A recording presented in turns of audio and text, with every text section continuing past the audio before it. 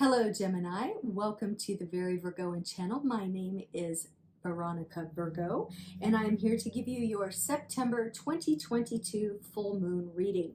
Let me tell you a little bit about the deck I'm using tonight. It is the new Palladini Tarot.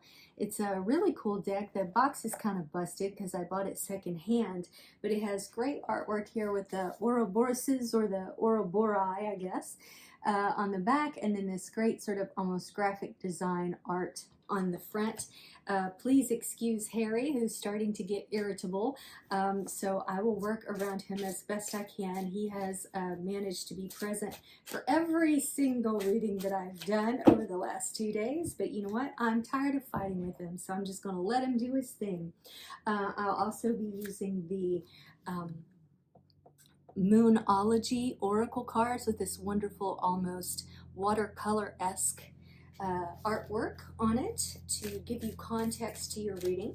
A little bit about the reading: it'll be a 3-card draw, handling or exemplifying, what's the word I'm looking for? I'm really having problems finding my words today, with the first card being your immediate past, your present, and then your immediate future. So an overview of the next 2 weeks of the full moon cycle.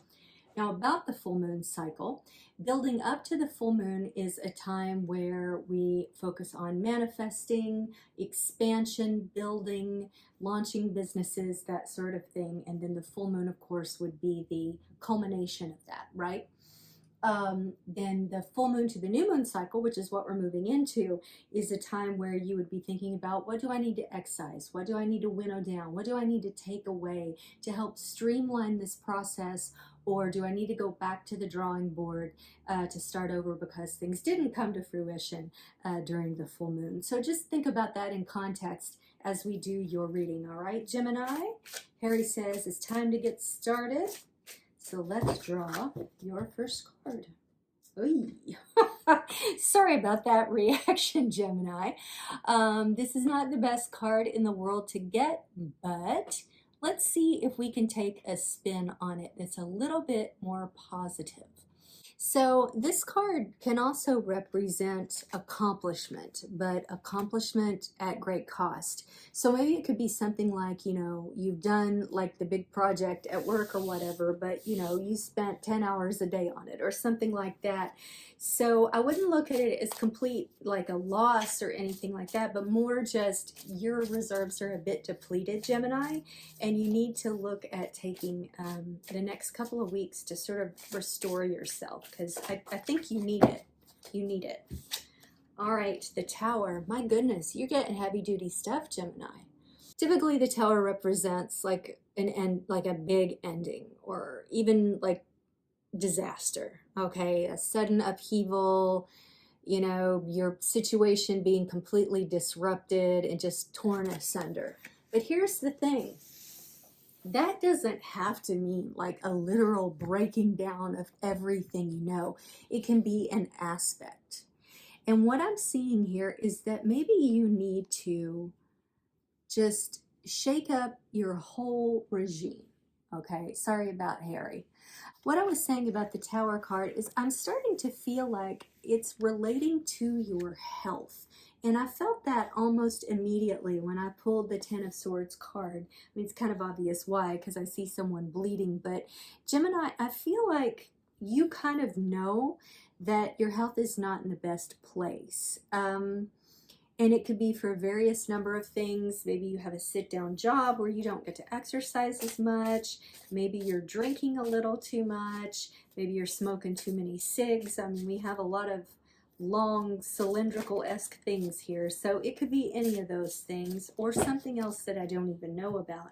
But I really want you in the next 2 weeks, and especially during this Mercury retrograde cycle, and by the way, look at your Mercury retrograde reading just to give this more context, okay? Over the next couple of weeks, I want you to really take care of yourself and think about ways that you can meet your health needs a little bit better. All right, and the Six of Swords coming up there on the end. I just had this card, I do believe, for Aries. and in this same position. And what I'm seeing with this card is there's something that you need to let go of or excise, given that we're in the right cycle for this, from your life in order to move forward. Now, only you know what that is. Is it a habit? Is it a way of seeing the world? Is it a relationship? Is it some form or version of yourself?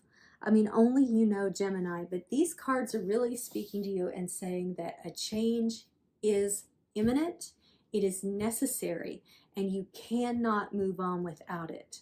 So, I'm sorry to be, there's always one sign every time I do readings where it's kind of like, yeah, sorry I have to be the bearer of bad news. And Gemini, your time came around. All right, you and your loved ones are safe. That is a really great affirming message in light of this reading. So please don't freak out and start getting every health test that is known to humankind because you're like, oh God, I'm going to die of a stroke. You're safe. And those that you love are safe. And those that you love want you to take care of yourself. So step into that safety and just, you know, we buy health insurance, we buy life insurance for safety's sake, car insurance for safety's sake. So think about that in terms of bumping up your health regime, okay? I'm not saying you have to be like a crazy exerciser, but just think about what you're putting into your body and how you are making your body a temple or not. All right, what do we got here? We got the moon. We got Cancer. And we have a 5. So here's what I'm seeing with this. Cancer is cementing this idea right here with you and your loved ones are safe. If you continue to go down the path of not taking care of yourself, maybe not, but you want to make sure you do that. And then this confirms that you keep yourself safe. And then there's the moon on top of that, which is new moon in Cancer. We're in the full moon in Pisces right now, so there's all this watery energy, and this is telling you by the new moon in Cancer, I think you're gonna have it together. And I don't know when the new moon in Cancer is, so you'll have to look that one up. And so this is just cementing new moon in Cancer and this idea that if you take care of yourself, you and your loved ones are safe, okay? I think you're safe anyway, but you just want to bump up that regime to make sure that they're not worried about you all the time, if nothing else. The half moon here and the half moon there, this is just a reconfirmation that you need to let something go, whether that's habits, work, relationships, lifestyle, whatever it is, you need to let it go. He is just really into these dice.